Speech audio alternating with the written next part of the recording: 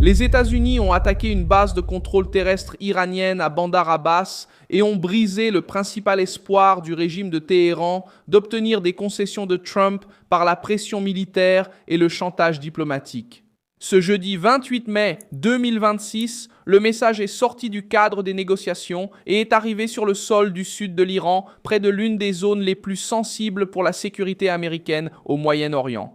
L'action a ciblé une structure liée au contrôle des drones des gardiens de la révolution islamique, après que les forces américaines ont détecté une menace contre leurs militaires et la navigation dans la région. Donald Trump était sous pression à cause de rumeurs d'accords, des tentatives iraniennes de vendre une fausse victoire et des exigences concernant les sanctions, l'uranium et le contrôle du détroit d'Ormuz. Mais la réponse a été différente. Pas de soulagement facile, pas de mauvais accords, pas question de laisser le régime respirer pendant qu'il arme des drones contre les États-Unis. Pourquoi Donald Trump n'a-t-il pas reculé? Comment cette attaque change-t-elle la donne? Je vais tout expliquer. Si tu aimes ce genre de contenu direct et sans détour, pense à t'abonner, parce qu'ici il y a une vidéo comme ça tous les jours. L'information la plus importante est venue de Reuters. Des militaires américains ont abattu 4 drones d'attaque iraniens et ont frappé une station de contrôle au sol à Bandar Abbas, qui préparait apparemment le lancement d'un 5e drone. L'action a été décrite par une autorité américaine comme défensive et illimitée, visant à protéger les forces américaines et la navigation près d'Ormuz. La cible n'était pas symbolique. C'était un élément pratique de l'engrenage militaire iranien utilisé pour commander des drones et accroître le risque contre les navires et les troupes dans la région. Bandar Abbas est une ville portuaire centrale pour le régime, car elle se trouve dans le sud de l'Iran, dans une zone liée à la présence navale des gardiens de la révolution. C'est de là que Téhéran tente de montrer sa force lorsqu'il sent qu'il perd du terrain dans les négociations. L'attaque montre que Washington n'a pas attendu que le drone parte pour ensuite déplorer les dégâts. La Maison-Blanche a agi avant, frappant le point de contrôle et retirant au régime la chance de transformer la provocation en avantage.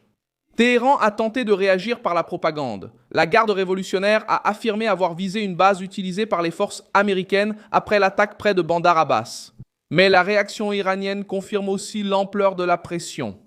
Le régime voulait donner l'impression de contrôler la situation, mais il a été obligé d'admettre que le coup a eu lieu sur son propre territoire, près d'une zone militaire sensible. Le récit de puissance s'affaiblit lorsque le centre de commandement des drones devient une cible et que le régime se précipite pour justifier le coup reçu. L'attaque est survenue au moment même où Téhéran tentait de faire croire que l'accord était presque prêt. C'est une manœuvre bien connue. Le régime diffuse diverses versions dans les médias, simule des progrès, tente d'effrayer les alliés de Trump et fait pression sur la Maison-Blanche pour accepter une mauvaise issue. Mais Trump a répondu par une phrase à la fois politique et militaire. Il a dit qu'il n'avait pas mené toute cette manœuvre pour signer un mauvais accord. En pratique, il a prévenu qu'il n'allait pas échanger une pression réelle contre une promesse vide. La principale défaite de l'Iran réside dans les exigences rejetées. Téhéran voulait un allègement des sanctions, le déblocage des ressources, une discussion plus longue sur l'uranium enrichi et une certaine influence sur le détroit d'Ormuz. Trump a dit non. Il a dit que l'Iran doit remettre l'uranium hautement enrichi, sans recevoir de récompense pour cela. Il a également rejeté l'idée que la Russie ou la Chine gardent ce matériel. Pour Washington, déplacer l'uranium ne résout pas la menace. Cela ne ferait que donner au régime du temps, une protection diplomatique et une excuse pour survivre politiquement. Ce qui explique la fermeté de Trump est simple. Le régime iranien ne demandait pas seulement du temps, il essayait de gagner du répit. Des sanctions plus légères donneraient de l'argent, un délai plus long permettrait de se réorganiser, le contrôle du détroit d'Ormuz donnerait un pouvoir de menace, et l'envoi d'uranium à une autre puissance offrirait une couverture internationale.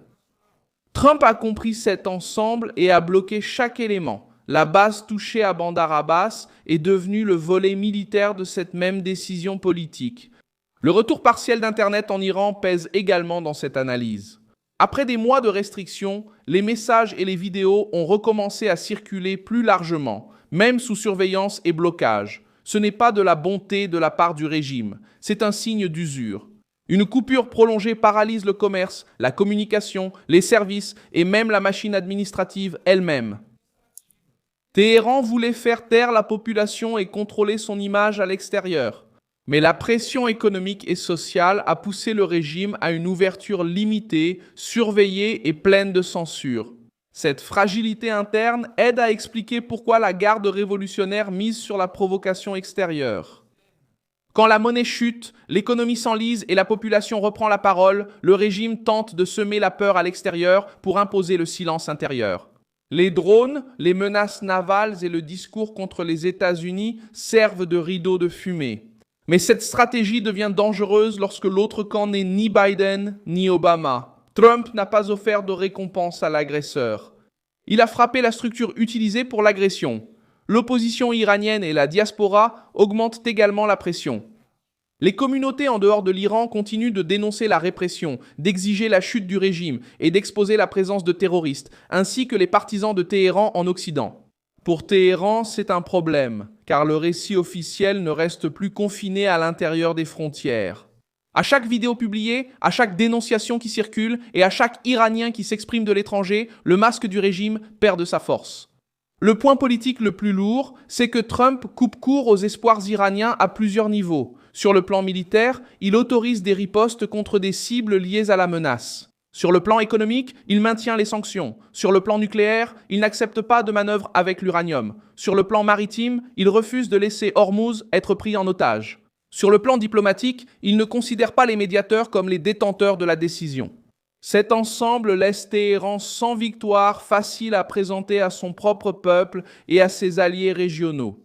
La presse traditionnelle a tenté de donner l'impression que Trump était sur le point de céder. La réalité montrée ces dernières heures a été différente. Trump a également affirmé qu'il n'est toujours pas satisfait des termes discutés et qu'il n'envisage pas d'alléger les sanctions. La négociation peut exister, mais maintenant elle se déroule sous pression, pas sous chantage iranien. Le régime essaie encore d'utiliser ses relais régionaux pour forcer des concessions. Hezbollah. Les milices et les alliés de Téhéran continuent de faire partie du jeu, car l'Iran n'agit pas seulement avec son armée régulière, il opère à travers des réseaux et des menaces disséminées.